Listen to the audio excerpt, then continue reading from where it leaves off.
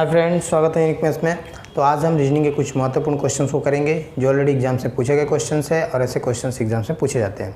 तो आज ये रीजनिंग का पार्ट 6 है और पार्ट 5 तक का लिंक मैं इस वीडियो के डिस्क्रिप्शन बॉक्स में दे दिया हूँ।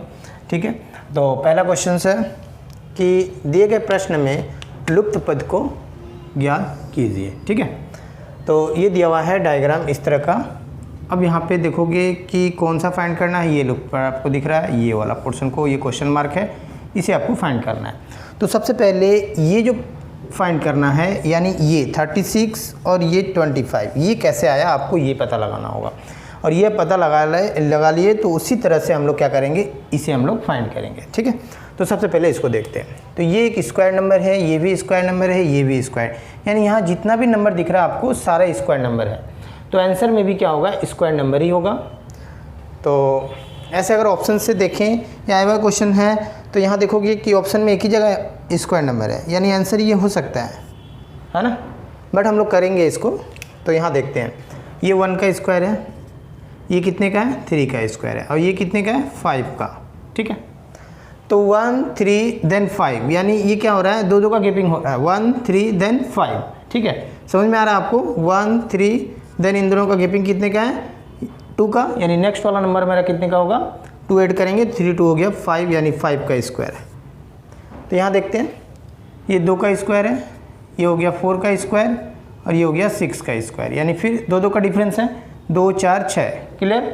तो यहाँ भी देखते हैं हम लोग, ये 9 कितने का स्क्वायर है, ये 3 का स्क्वायर है, ये हो गया आपका 5 का स्क्वायर, 3 5, देन फिर 2 का प्लस करेंगे, यानी 5 2 7 हो गया, यानी 7 का स्क्वायर कितना होगा, 49, जो कि ऑप्शन नंबर है बी। हम लोग पहले भी निकाल लिए, बट ये आप प्रोसेस मैंने भी दिखाया, ऐसे आप इसको फाइंड कर सकते हो। ठीक है, तो दोस्तों ये नेक्स्ट क्वेश्चन नंबर 2 यहाँ दिया हुआ है क्या, यदि किसी महीने का 10वां दिन शनिवार होता है। ठीक है, यानी 10 तारीख को, ये 10 तारीख को आपको शनिवार। ठीक है ना। आगे क्या बोल रहा है, तो उस महीने का मतलब उसी मंथ का 26वां यानी 26, ये पूछ रहा है आपसे, ये दिन होगा, क्या होगा ये पूछ रहा है आपसे। ठीक है, ऑप्शन है सोमवार, शनिवार, मंगलवार, इनमें से कोई नहीं। ठीक है, तो अब इस क्वेश्चंस को कैसे करेंगे। तो सबसे पहले स्टूडेंट आपको ये पता होगा कि हर 7वां दिन क्या होता है, सेम ही दिन होता है। ठीक है ना। जैसे आज 10 तारीख है, तो आज शनिवार है, तो इसके 7 दिन के बाद यानी हो गया 17 को भी क्या होगा, शनिवार ही होगा, है ना। हर 7वां दिन क्या होता है, सेम ही होता है। तो फिर अगर हम लोग 7 ऐड करते हैं तो ये हो गया 24 को भी क्या होगा, शनिवार ही होगा, यानी 24 तारीख तक आपको क्या मिला, शनिवार मिला। ठीक है, तो बचा आपके पास क्या, 25 और 26। तो 25 को फिर क्या होगा, 25 को रविवार होगा, और 26 को क्या होगा, फिर सोमवार होगा। ठीक है, तो ये आंसर हो जाएगा आपका सोमवार।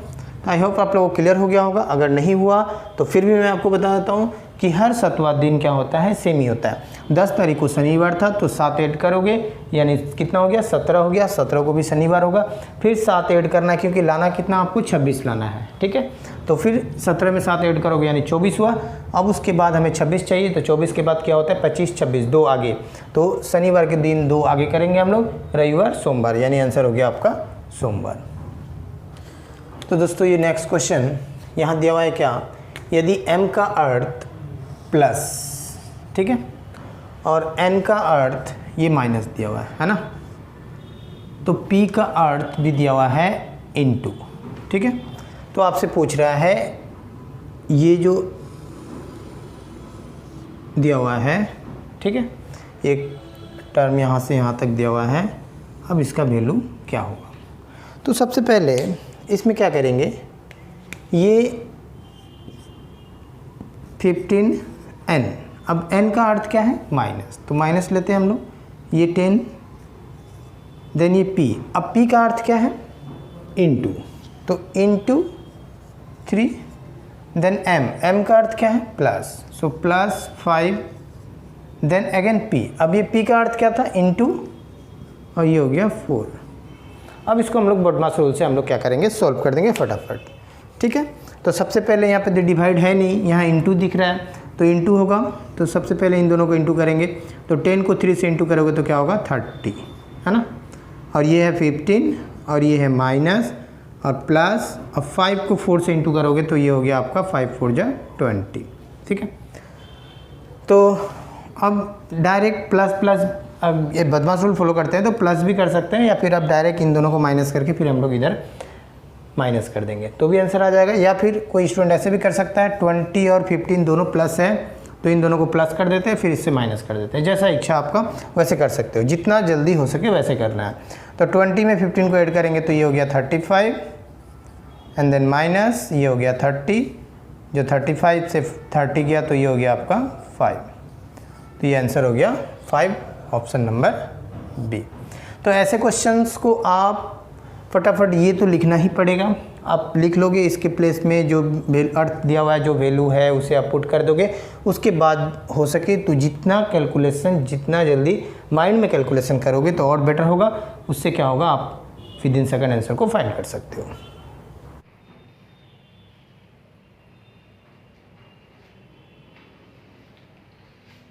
तो दोस्तों ये नेक्स्ट क्वेश्चन नंबर 4, यहाँ दिया हुआ है क्या, ए बी की पत्नी है, यानी ये ब्लड रिलेशन का क्वेश्चन है। अब ब्लड रिलेशन का क्वेश्चन जब भी आ जाए तो आपको करना क्या है कि सबसे पहले एक एक स्टेप पढ़ेंगे और हम लोग बनाते जाएंगे, ठीक है। और अगर मेल कैंडिडेट हो मतलब पुरुष हो तो वहाँ हम लोग प्लस का साइन देंगे, और फीमेल यानी महिला हो तो वहाँ हम लोग माइनस का साइन से इंडिकेट करेंगे, ठीक है ना। तो अब इस क्वेश्चन को देखते हैं। ए बी की पत्नी है, तो ए बी की पत्नी है तो यहाँ हम लोग लिखेंगे ए बी की पत्नी है, तो बी का पत्नी है यानी माइनस, तो ये जब पत्नी है तो ये क्या होगा पति होगा, यानी ये दोनों हस्बैंड वाइफ है, ठीक है। इस तरह से हम लोग बना लेंगे इसे। आगे देखते हैं यहाँ से, डी ए का भाई है, कौन भाई है डी, किसका भाई है ए का, तो ए का भाई यानी इसी लाइन में होगा, ये हो गया आपका डी, ये भाई यानी प्लस, ठीक है। अब आगे देखते हैं, ये अब यहाँ से स्टार्ट है, पी तथा क्यू कोमा दिया हुआ है, मतलब पी और क्यू ई के बच्चे हैं जो कि डी की पत्नी है। तो अब यहाँ देखोगे इस सेंटेंस में ये बोल रहा है कि जो कि डी की पत्नी है, तो जो कि बोल दे तो ये किसकी बात बोल रहा है, ये सामने वाले का, यानी ई किसका पत्नी है डी का, तो ई जो है वो डी का पत्नी है, यानी अब ये दोनों क्या हो गए हस्बैंड वाइफ, ठीक है। अब P तथा Q E के बच्चे हैं, तो अब P और Q E के बच्चे हैं।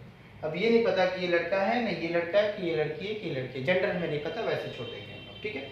अब आगे देखते हैं, B कॉमा दिया हुआ है, B Q से किस प्रकार संबंधित है, यानी आपका B, ये B Q से, तो ये Q कहाँ है आपका, ये नीचे है, तो इससे किस प्रकार संबंधित है, ठीक है। तो ये दोनों का ये माँ यानी ये पिता है, इन दोनों यानी Q का भी फोकस कर रहे हैं, तो Q का ये पिता है, पिता का ये बहन और बहन का ये पति है, तो क्या कहना है अंकल ही होगा। तो ऑप्शन में कहाँ है अंकल, ये रहा अंकल, है ना, अंकल ही बोलेंगे। तो दोस्तों ये देखोगे नेक्स्ट क्वेश्चन, यहाँ दिया हुआ है क्या कि 5 लड़के ए बी सी डी और ई एक पंक्ति में खड़े हैं, ठीक है, एक किसी भी एक पंक्ति में एक लाइन में खड़े हैं 5 व्यक्ति ए बी सी डी और ई। अब यहाँ से स्टार्ट है, ठीक है, तो हम लोग क्या करेंगे, अब यहाँ से जहाँ स्टार्ट है अब वहीं से हम लोग डायरेक्ट एक एक स्टेप पढ़ेंगे, यहाँ से यहाँ तक कि जहाँ तक कंप्लीट होगा और हम लोग उसको बनाते जाएंगे, ठीक है। तो ये डायरेक्शन नहीं दिया हुआ है, देखोगे ये डायरेक्शन नहीं दिया हुआ है कि ये किधर देख रहा है, उत्तर की तरफ देख रहा है, पूरब की तरफ, पश्चिम की तरफ, दक्षिण की तरफ। ऐसे कंडीशन में जब नहीं होगा तो हम लोग जैसे नॉर्मली हमारा राइट पोजीशन ये और ये लेफ्ट पोजीशन, हम लोग वैसे ही फोकस करेंगे, वैसे ही हम लोग बनाएंगे, ठीक है। तो यहाँ दिया हुआ है डी ई के दाईं और है, तो यहाँ हम लोग बनाएंगे डी जो है ई के दाईं, तो ई के दाईं हम लोग ई को यहाँ रख लेते हैं, ई के दाईं डी है, ठीक, पहला कंप्लीट। अब नेक्स्ट यहाँ से पढ़ेंगे, बी खड़ा है ई के बाएं। अब बी जो खड़ा है किसकी, ई के बाएं, तो ई के बाएं इधर होगा बाएं साइड, यानी बी खड़ा है, यहाँ ले लेते हैं, ठीक है। बी खड़ा है ई के बाईं और किंतु ए के दाईं ओर। अब किंतु ए के दाईं ओर, तो कौन खड़ा है ए के दाईं ओर, बी का ही बात बोल रहा है, ए के दाईं ओर, यानी ए इधर होगा, ए के दाईं ओर बी, लेकिन ई के बायां साइड। क्लियर। अब आगे देखते हैं। अब ये देखो वी आर कंप्लीट। अब यहाँ से फिर स्टार्ट करेंगे हम लोग। डी बाईं ओर है सी के, डी जो है बायां साइड है किसके, सी के, तो सी को यहाँ रखना होगा तभी तो बायां होगा। क्लियर। अब देखोगे फिर यहाँ से जो दाएं छोर पर खड़ा है, तो ये जो दाएं छोर पर ये खड़ा है, तो ये दाएं छोर पर खड़ा है ना। अब पूछ रहा है कि बीच में कौन खड़ा है। अब ये बीच में देखोगे 1 2 3 4 5, तो बीच में ये है, यानी हो गया ई, तो ई क्या है, बीच में खड़ा है, सो ऑप्शन नंबर डी। तो ऐसे क्वेश्चन एग्जाम में पूछे जाते हैं, आया हुआ क्वेश्चन है। ऐसे क्वेश्चंस को हम लोग क्या करेंगे, एक एक स्टेप को पढ़ेंगे और एक एक स्टेप से हम लोग क्या करेंगे, उसको बनाते रहेंगे। विद इन सेकंड आप आंसर को फाइंड कर सकते हो। तो दोस्तों नेक्स्ट क्वेश्चन नंबर 6 यहाँ पूछ रहा है आपसे कि 2 का विपरीत सतह का अंक होगा, ठीक है, और ये हमारे 2 डाइस हैं, ठीक है।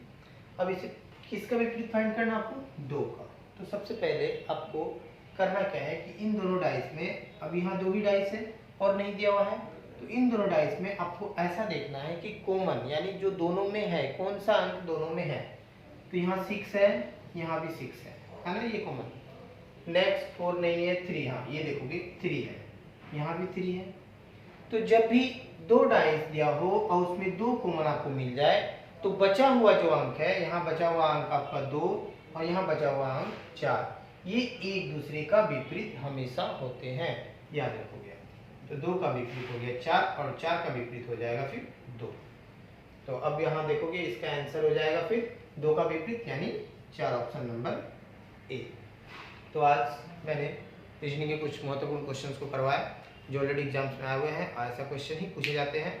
तो अगर आप चैनल में नया हो तो चैनल को सब्सक्राइब करके बेल आइकन को प्रेस कर लीजिएगा ताकि नेक्स्ट वीडियो का नोटिफिकेशन आपको मिल सके।